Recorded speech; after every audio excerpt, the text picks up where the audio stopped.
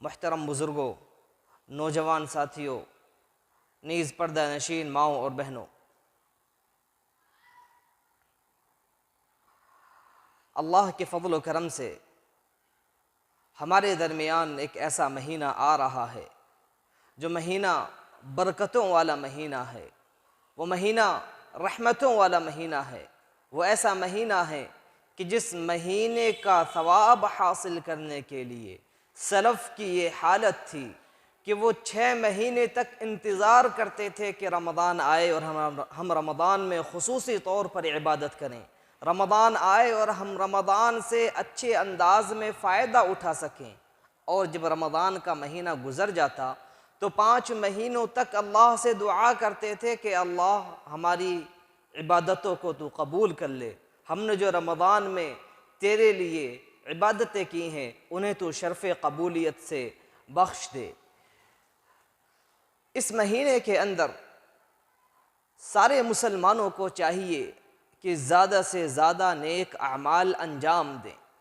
اللہ رب العالمین نے سورہ ملک کے اندر 29ویں پارے میں دوسری آیت میں ارشاد فرمایا ہے، الذی خلق الموت والحیاہ لیبلوکم ایکم احسن عملا، کہ اللہ کی ذات وہ ذات ہے کہ جس نے موت و حیات کو پیدا کیا ہے، زندگی اور موت کو بنایا ہے، اور ان کی بنانے کا مقصد ہے تاکہ وہ تمہیں آزمائے تم میں بہتر انداز میں عمل کون کرتا ہے، اچھا عمل کون انجام دیتا ہے۔ اب ایک سوال ذہن میں ابھرتا ہے کہ اچھا عمل کون سا ہوتا ہے؟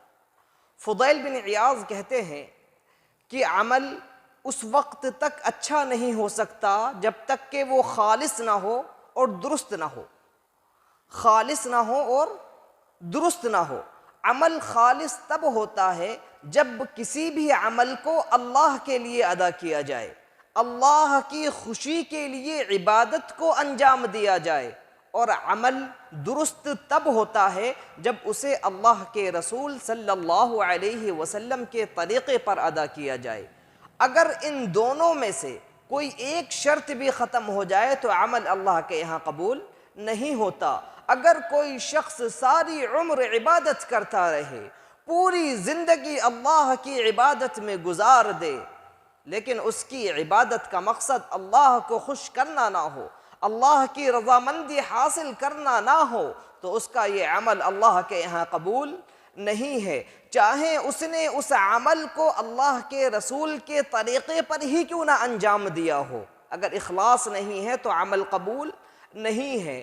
اس کے برعکس اگر کوئی شخص اخلاص کے ساتھ عبادت کرے لیکن عبادت کو اللہ کے رسول کے طریقے پر نہ کرے تو اس کی عبادت اللہ کے یہاں قبول نہیں ہے۔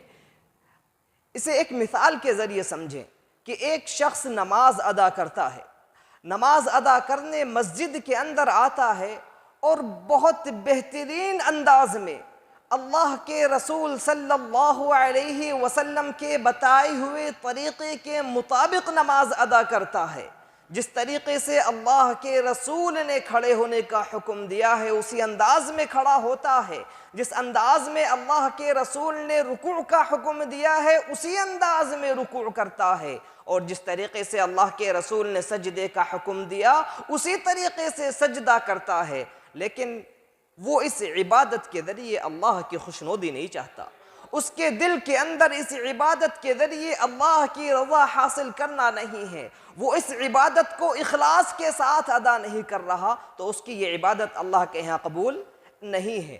اگر کوئی شخص اس کے برعکس 2 رکعت نماز پڑھتا ہے اخلاص کے ساتھ، اس کا مقصود ہے کہ اللہ میری اس نماز سے خوش ہو جائے، کسی کو دکھانا اس کا مقصد نہیں ہے، لیکن وہ اس نماز کو اللہ کے رسول کے طریقے پر ادا نہ کرے، جس طریقے سے اللہ کے رسول نے کھڑے ہونے کا حکم دیا ہے اس انداز میں کھڑا نہ ہو، جس انداز میں اللہ کے رسول نے رکوع کا حکم دیا ہے ویسے رکوع نہ کرے، سجدے نہ کرے، تو اس کی یہ عبادت اللہ کے یہاں قبول نہیں ہے۔ لہذا دونوں شرطیں، دونوں چیزیں پائی جانی ضروری ہیں۔ ہمارا عمل نیک تب ہی ہوگا جب ہمارے عمل کے اندر اخلاص پایا جائے اور اللہ کے رسول صلی اللہ علیہ وسلم کا طریقہ پایا جائے۔ ہمارے سامنے ایک بابرکت مہینہ آ رہا ہے، یہ مہینہ رمضان کا مہینہ ہے۔ ہمیں اس مہینے کے اندر کوشش کرنی ہے کہ ہماری جو بھی عبادت ہو اس عبادت کا مقصد اللہ کو خوش کرنا ہو۔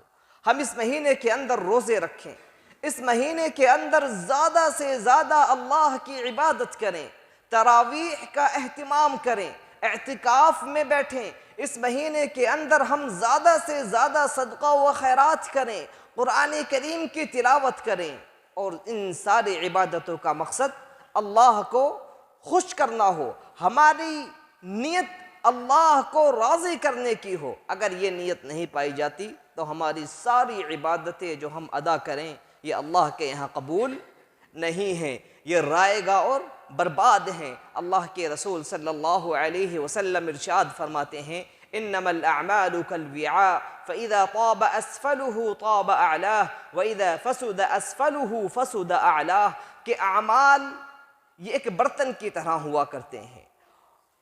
اگر برتن کا اندرونی حصہ صاف ستھرا ہے اور اس برتن کے اندر ہم پانی بھریں تو پانی صاف نظر آئے گا، اور اگر برتن کے اندرونی حصے پر گندگی لگی ہے اور ہم اس میں پانی بھریں تو پانی گندا ہو جائے گا۔ اسی طریقے سے ہماری نیت اور ہمارے اعمال ہیں، اگر ہماری نیت درست ہے، ہماری نیت صاف ستھری ہے، پھر ہم اللہ کی عبادت کریں تو عبادت ہماری قبول ہوگی۔ اور اگر نیت کے اندر کھوٹ پائی جاتی ہے، نیت کے اندر فساد پایا جاتا ہے تو ہماری عبادت اللہ کے یہاں قبول نہیں ہوگی۔ لہذا سلف کہا کرتے تھے ما احلا کلام اصحاب رسول اللہ، کہ بیٹا باپ سے پوچھتا ہے کہ اللہ کے رسول کے جو صحابہ ہیں ان کی گفتگو کتنی میٹھی ہوتی ہے، کتنی اچھی باتیں یہ کرتے ہیں۔ باپ بیٹے سے کہتا ہے اتدری بما احلا، کہ تمہیں پتہ ہے یہ گفتگو میٹھی کیوں ہوتی ہے؟ بیٹے نے کہا مجھے نہیں معلوم۔ باپ نے کہا لِأَنَّهُمْ أَرَادُوا وَجْهَ اللَّهِ، گفتگو میٹھی اس لیے لگتی ہے کیونکہ یہ گفتگو کے ذریعے اللہ کی خوشی چاہتے ہیں، یہ ان باتوں کے ذریعے اللہ کو راضی کرنا چاہتے ہیں۔ کوئی ریا و نمود، کوئی شہرت، لوگوں کو دکھانا، لوگوں کی واہواہی لوٹنا ان کا مقصد نہیں ہوتا، لہذا ان کی باتیں اچھی لگتی ہیں۔ اگر کوئی شخص عبادت کے ذریعے شہرت چاہے، عبادت کے ذریعے نام چاہے، تو اس کی عبادت اللہ کے یہاں قبول نہیں ہے۔ ایسا شخص کتنا بھی دعویٰ کرتا رہے کہ میں متقی اور پرہیزگار ہوں، میں عبادت گزار بندہ ہوں، لیکن حقیقت میں وہ عبادت گزار نہیں ہو سکتا۔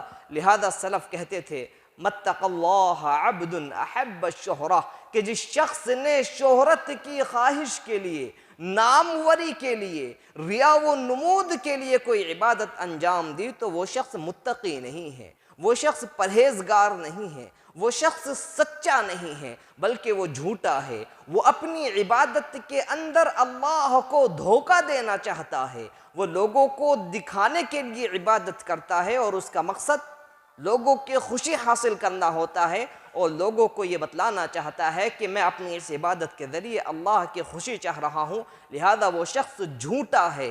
اور کل قیامت کے دن صحیح مسلم کا واقعہ ہے، حدیث نمبر 1905 پر امام مسلم نے ذکر کیا ہے کہ کل بروز قیامت جب لوگ اللہ کے سامنے جمع ہوں گے تو سب سے پہلے جن لوگوں کے ذریعے جہنم کو سلگایا جائے گا، جن لوگوں کو سب سے پہلے جہنم میں ڈالا جائے گا، وہ یہی لوگ ہوں گے جو دنیا میں عبادت کے ذریعے لوگوں کی خوشنودی چاہتے تھے، عبادت کے ذریعے اللہ کو راضی کرنا ان کا مقصود نہیں تھا۔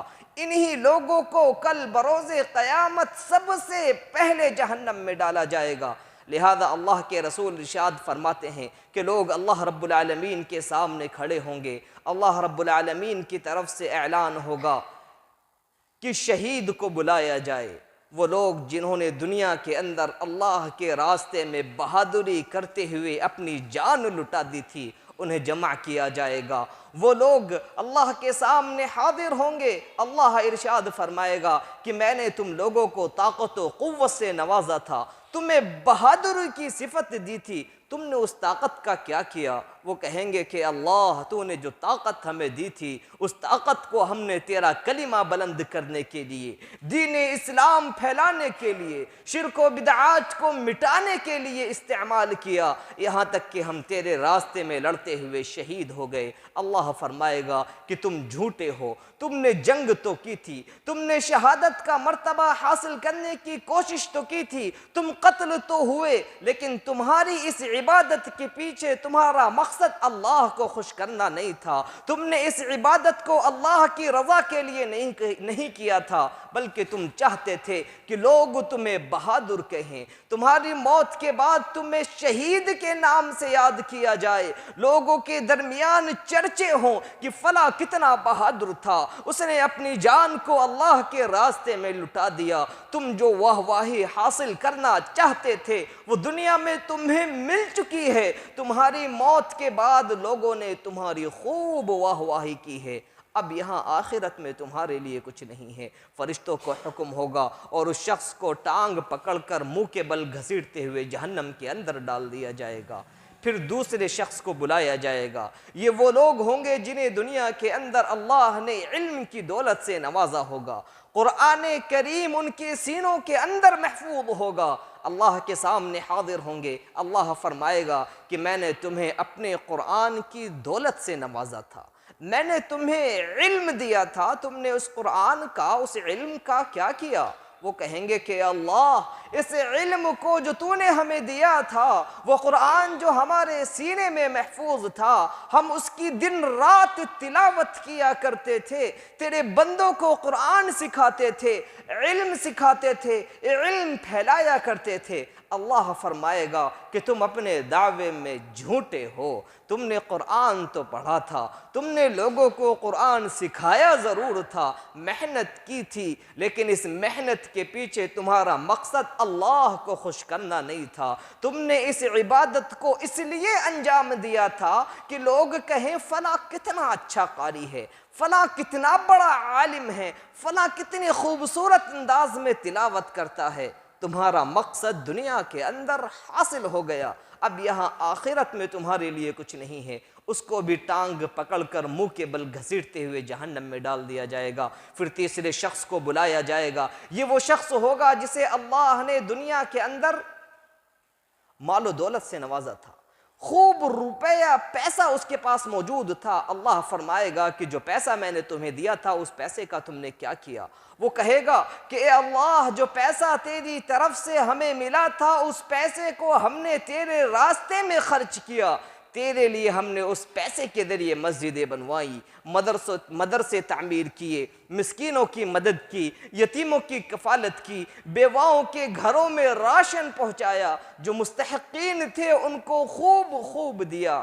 اللہ فرمائے گا کہ تم جھوٹے ہو، تم نے پیسے خرچ تو کیے تھے، لیکن پیسے خرچ کرنے کے پیچھے تمہارا مقصد اللہ کو خوش کرنا نہیں تھا، بلکہ واہ واہی لوٹنا تھا، یہ جملے سننا تمہارا مقصد تھا کہ لوگ کہیں کہ فلاں کتنا سخی اور فیاض ہے، فلاں کتنا زیادہ خرچ کرنے والا ہے۔ تمہارا مقصد دنیا کے اندر پورا ہو گیا، اب یہاں تمہارے لیے کچھ نہیں ہے۔ اسے بھی ٹانگ پکڑ کر منہ کے بل گھسیٹتے ہوئے جہنم واصل کر دیا جائے گا۔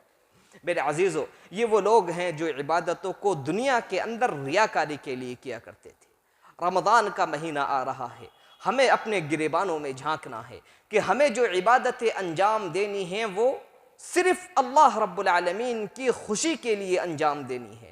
ہمیں قیام اللیل کا اہتمام کرنا ہے، تراویح کا اہتمام کرنا ہے، تو اس لیے نہیں کہ لوگ کہیں کہ فلاں تو ماشاءاللہ روزانہ نماز کے اندر حاضر رہتا ہے، فلاں فجر میں بھی رہتا ہے، ظہر میں، عصر میں، مغرب میں، عشاء میں۔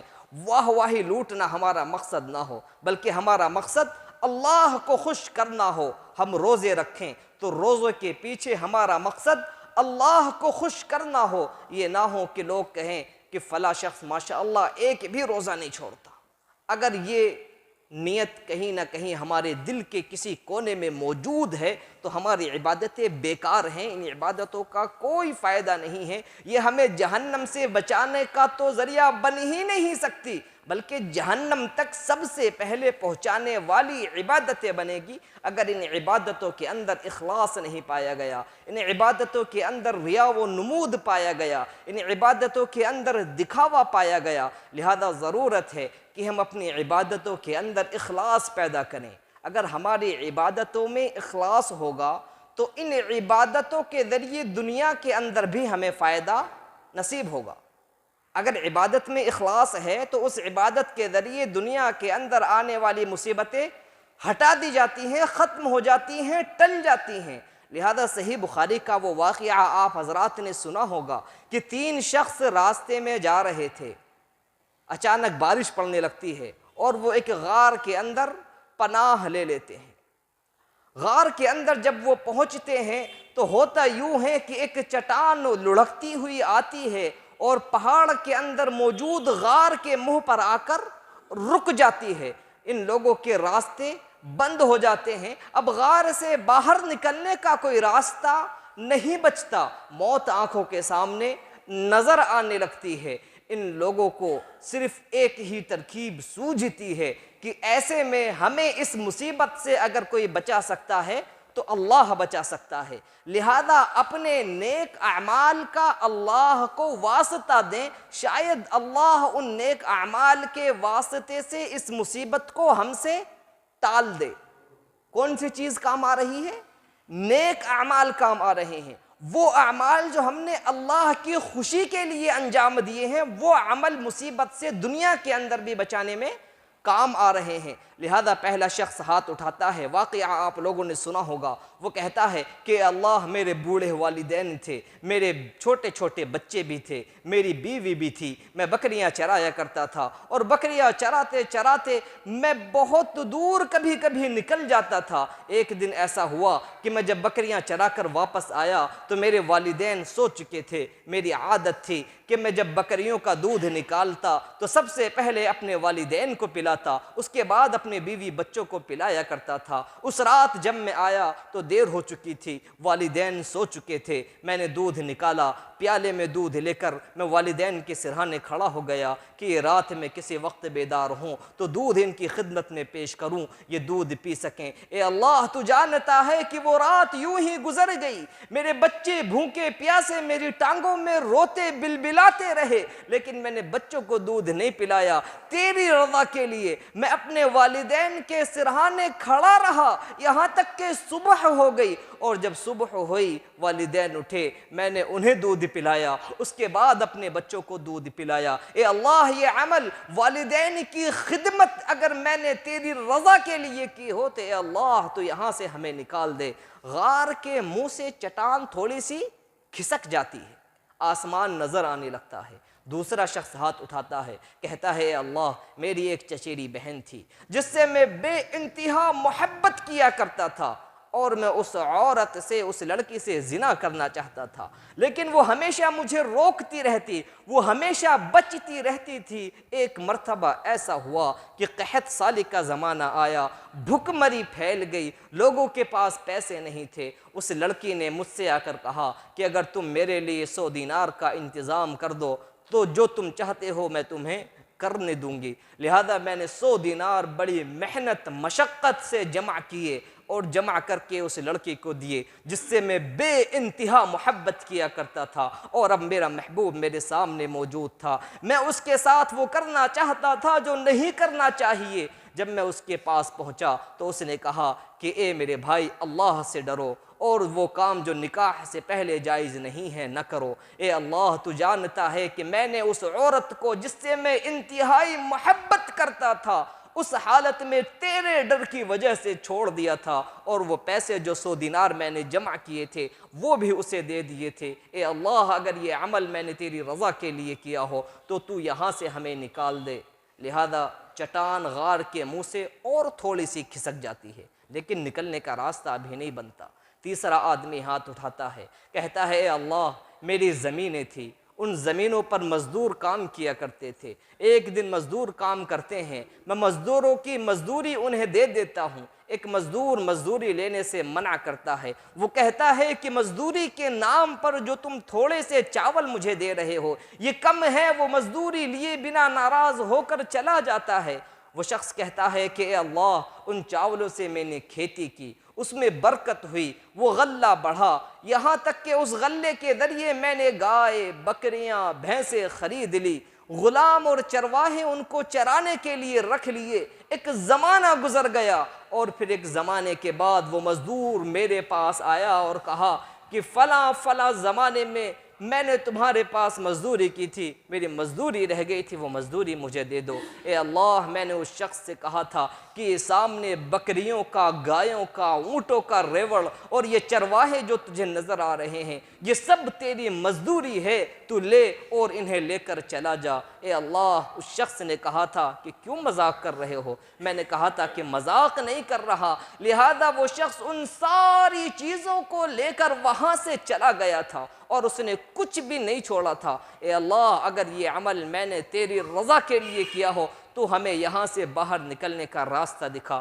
لہذا چٹان غار کے منہ سے ہٹ جاتی ہے اور وہ باہر نکل جاتے ہیں۔ یہ واقعہ ہمیں بتاتا ہے کہ اخلاص کے ذریعے ادا کی گئی عبادت آخرت سے پہلے دنیا میں بھی کام آتی ہے، اس کے ذریعے پریشانیاں ٹال دی جاتی ہیں، مصیبتیں ختم ہو جاتی ہیں۔ لہذا ضرورت ہے کہ رمضان کے مہینے میں ہم عبادتوں کو اخلاص کے ساتھ اللہ کی رضا کے لیے انجام دے، کسی کو دکھانا ہمارا مقصود نہ ہو۔ رمضان کے اس مہینے میں ہم زیادہ سے زیادہ عبادت کر سکیں، اس کے لیے ضروری ہے کہ ہم وقت کی پلاننگ کریں، وقت مرتب کریں کہ کس وقت ہم کو کیا کام کرنا ہے، کس وقت گھر والوں کے لیے سودا سلف لا کے دینا ہے، کس وقت ہمیں اپنے کاروبار پر دھیان دینا ہے، کس وقت نمازیں پڑھنی ہیں، کیسے شیڈیول بنائیں کہ ہم روزانہ قرآن کریم کی تلاوت کر سکیں، 5 وقتہ نمازوں کی پابندی ہو سکے، تراویح پڑھ سکیں۔ اس کے لیے وقت کی پلاننگ بہت ضروری ہے، کیونکہ اگر غیر مرتب کام ہوگا، وقت کی پلاننگ نہیں ہوگی تو کام نہیں ہو پائے گا۔ انسان جب پلاننگ کرتا ہے کہ میں صبح سو کر اٹھوں گا، اس وقت مجھے سحری کرنی ہے، سحری کے بعد مسجد میں جا کر نماز ادا کرنی ہے، اس کے بعد بیٹھ کر قرآن کریم کی تلاوت کرنی ہے، پھر کچھ دیر آرام کرنا ہے، اس کے بعد اپنے کام دھام پر لگنا ہے، پھر ظہر کی نماز ادا کرنی ہے۔ اس طریقے سے پورے دن کی انسان پلاننگ کرے گا تو عبادتوں کو اچھی طریقے سے انجام دے سکے گا۔ رمضان کے مہینے میں ایک خصوصی عبادت جس کا ہمیں اہتمام کرنا چاہیے وہ قرآن کی تلاوت ہے۔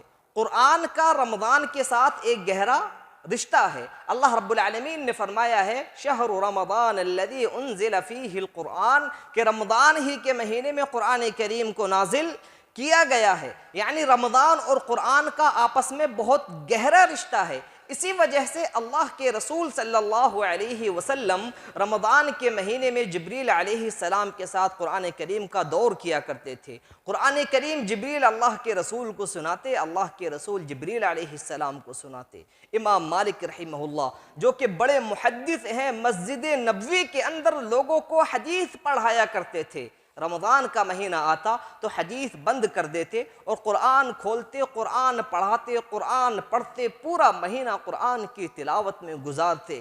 امام شافعی رحمہ اللہ اتنے بڑے محدث ہیں، رمضان کا مہینہ آتا تو حدیث کا شغل چھوڑ کر قرآن کی تلاوت میں لگتے۔ ان کے بارے میں آتا ہے کہ وہ رمضان کے مہینے میں نمازوں سے الگ 60 قرآن مکمل کیا کرتے تھے، روزانہ 2 مرتبہ قرآن مکمل کیا کرتے تھے، قرآن پڑھنے میں اپنے آپ کو بزی رکھتے تھے۔ کوئی ہم سے کہہ سکتا ہے کہ 60 قرآن پورا کرنا بڑا مشکل کام ہے، بھلا کیسے ہوگا؟ لہذا ابو بکر بن حداد کہتے ہیں کہ میں نے کوشش کی کہ میں 60 قرآن پڑھ سکوں، لیکن کوشش کے باوجود میں 59 مرتبہ قرآن پڑھ پایا، رمضان کے مہینے میں 60 مرتبہ نہیں پڑھ پایا۔ لہذا آپ سوچیں کہ امام شافعی کس قدر قرآن کی تلاوت میں مشغول رہتے تھے کہ زیادہ سے زیادہ قرآن پڑھا کرتے تھے۔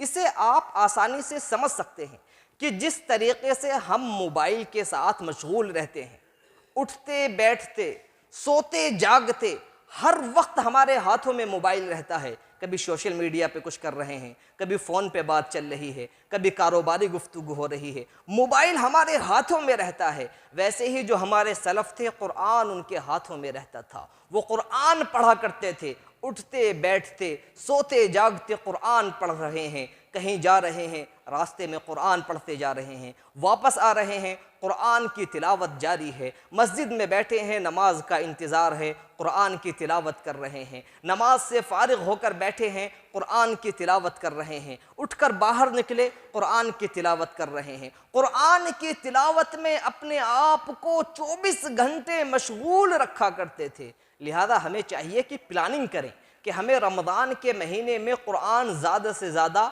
پڑھنا ہے۔ ایک سوال لوگوں کے ذہن میں یہ آ سکتا ہے کہ اللہ کے رسول نے 3 دن سے کم میں قرآن ختم کرنے سے منع کیا ہے، تو امام شافعی روزانہ 2 قرآن کیوں پڑھتے تھے؟ اس کا جواب علماء اکرام یہ دیتے ہیں، ابن رجب رحمہ اللہ نے فرمایا ہے کہ قرآن کریم کی تلاوت عام دنوں میں 3 دنوں سے پہلے مکمل نہیں ہونی چاہیے، یعنی قرآن 3 دنوں میں ہی مکمل ہو، لیکن جو فاضل وقت ہوتے ہیں، وہ وقت جو افضلیت کے ہوتے ہیں، وہ وقت جو مبارک ہوتے ہیں، ان وقتوں کے اندر یہ قید ختم ہو جاتی ہے، آپ زیادہ سے زیادہ قرآن کی تلاوت کر سکتے ہیں۔ جس طریقے سے کوئی اگر مکہ جاتا ہے تو مکہ ایک مبارک جگہ ہے، وہاں پہنچے تو کوشش کرے کہ وہاں قرآن مکمل ہو، اس کے بعد ہی مکہ سے باہر نکلے۔ اگر وہ 1 دن رک رہا ہے تو کوشش کرے اس دن میں زیادہ سے زیادہ قرآن کی تلاوت میں مشغول رہے، مارکیٹ کے اندر اپنا وقت برباد نہ کرے۔ لہذا فاضل اور فضیلت والی جگہوں پر، فضیلت والے وقتوں میں قرآن کی زیادہ سے زیادہ ہمیں تلاوت کرنی چاہیے۔ رمضان کا مہینہ آ رہا ہے، ہم پلاننگ کریں کہ ہمیں رمضان میں اگر 1 قرآن مکمل کرنا ہے تو بہت آسانی کے ساتھ کر سکتے ہیں۔ وہ قرآن نے جس قرآن میں ایک پارے میں 20 صفحے ہوتے ہیں، ہر نماز کے ساتھ ان 20 صفحوں کو بانٹ دیں، 5 نمازوں میں 20 صفحے، یعنی ہر نماز میں آپ کو 4 صفحوں کی تلاوت کرنی ہے۔ مسجد میں اذان کے ساتھ ہی آپ پہنچ جائیں، قرآن کھول کر پڑھیں، پڑھتے جائیں، انشاءاللہ جماعت سے پہلے پہلے آپ کے 4 صفحے مکمل ہو جائیں گے۔ اور اس طریقے سے ہر نماز میں 4 صفحے پڑھتے ہوئے آپ ایک دن میں 1 پارہ مکمل کر لیں گے، اور رمضان ختم ہوتے ہوتے آپ کا 1 قرآن مکمل ہو جائے گا۔ اگر 2 قرآن آپ پورا کرنا چاہتے ہیں تو 4 صفحے نماز سے پہلے پڑھیں اور 4 صفحے نماز کے بعد پڑھیں، کہ جب تک میرے صفحے مکمل نہیں ہو جاتے میں مسجد سے نہیں نکلوں گا، صفحے مکمل ہوں اس کے بعد آپ مسجد سے نکلیں۔ اگر 4 صفحے پہلے 4 صفحے بعد میں پڑھتے ہیں تو روزانہ آپ 2 پارے آسانی سے تلاوت کر سکیں گے، اور رمضان ختم ہوتے ہوتے آپ کے 2 قرآن مکمل ہو جائیں گے۔ اللہ رب العالمین سے دعا ہے کہ اللہ رب العالمین زیادہ سے زیادہ ہمیں قرآن کی تلاوت کرنے والا بنائے۔